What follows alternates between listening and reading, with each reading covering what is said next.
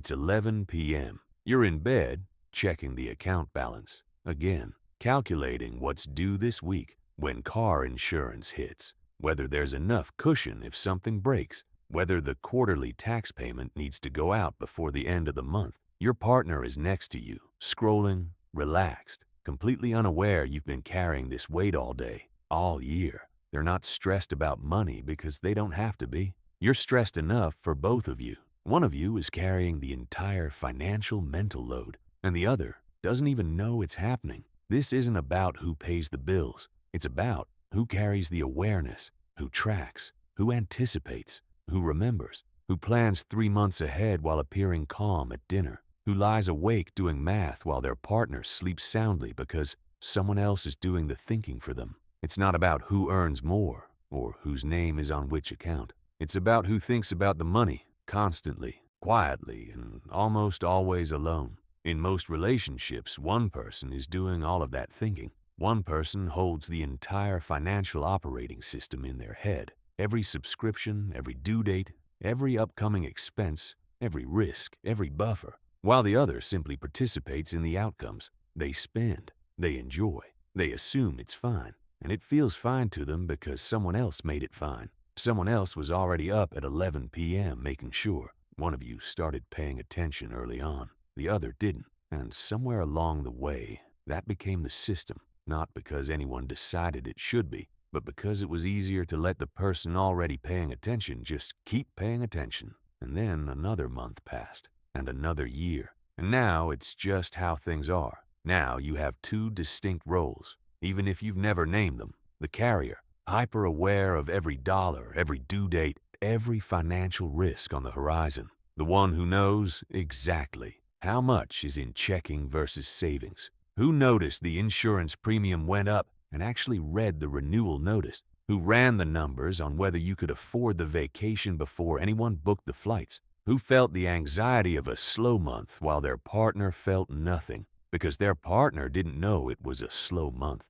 Over time, that awareness curdles into something heavier. When you're the only one paying attention, you naturally become the only one making decisions. Not because you want control, but because you're the only one with the full picture. What started as awareness becomes control, not out of personality, but out of necessity. The passive partner spends without full context, without knowing what else is due, what's allocated, what the real balance looks like. Assumes it's fine because it always seems fine, has learned that if something were seriously wrong, they'd be told. So they coast. When questioned about a purchase, they feel policed because from where they stand, they didn't do anything wrong. They didn't know, and not knowing felt safe until it became an accusation. So they withdraw. The carrier takes over more to compensate. The passive partner disengages further. The carrier tightens their grip, and on it goes. Every week, every month, until one of you is the financial parent and the other has settled, without ever consciously choosing it, into the role of the financial child. You didn't divide financial tasks. You divided the stress. One partner carries all the worry, all the anticipation, all the mental weight of keeping the household financially functional. The other lives unburdened, not because they're irresponsible, but because their partner absorbed the burden so completely there was nothing left for them to carry, and the damage builds exactly where neither of you is looking. Silent resentment is the first casualty. The carrier resents being the only responsible adult in the relationship, resents that they can't relax, can't spend freely, can't stop thinking the way their partner doesn't think. The passive partner resents being monitored and corrected. Both of them are right. Both are partially responsible for how they got here. But neither is saying that out loud, so the resentment gathers weight and makes every money conversation harder to start. Then comes burnout. Carrying the financial mental load isn't just paying bills on time. It's the low-grade hum of financial anxiety that never fully switches off. Not at dinner, not on vacation, not at 11 p.m. when you should be asleep. It is years of being the only person thinking ahead. The only person lying awake when the margin gets thin. That sustained invisible labor wears a person down in ways that don't show up until they're already depleted. Emotional distance follows. When one partner lives in constant financial vigilance and the other doesn't, they're not sharing the same reality. One is tense, the other is relaxed. One is planning, the other is present. Those aren't bad qualities in isolation, but over time they become incompatible. You cannot build real intimacy across that gap or feel like equals when you're operating with fundamentally different levels of awareness and responsibility.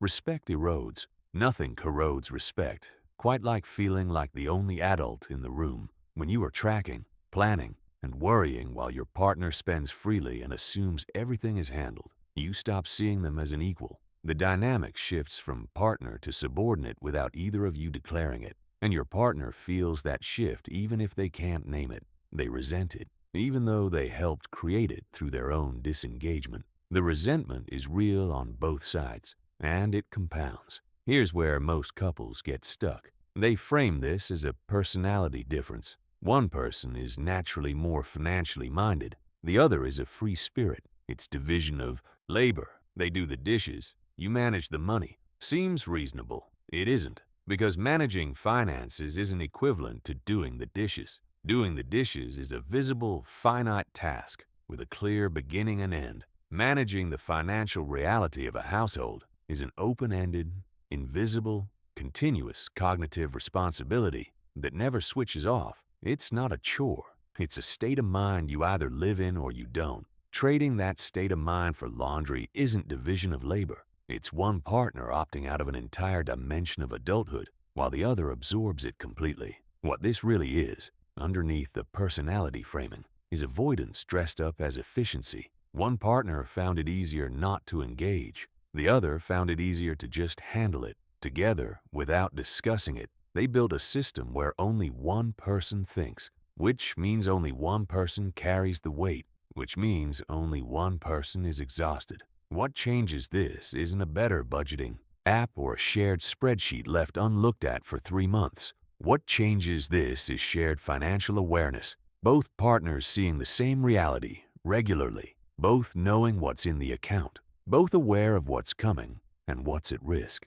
both thinking. The goal isn't to split the tasks more fairly, it's to split the awareness. Because when only one person is aware, only one person carries the weight. Regardless of how thoughtfully you've divided who pays what, you can automate every bill and still have one partner holding all the mental load. Because the mental load isn't the bill paying, it's the knowing, the tracking, the anticipating, the constant monitoring that keeps a household financially safe. It changes when both of you decide awareness isn't optional, when both choose to engage with the full financial picture, not just when a crisis forces the conversation, but routinely, honestly, as equal participants in the reality you share. Because if one partner carries the entire financial mental load, you don't have a partnership, you have a dependency. One person functioning as the financial adult, the other remaining financially adolescent, comfortable, unaware, and costing their partner something neither of them has fully calculated.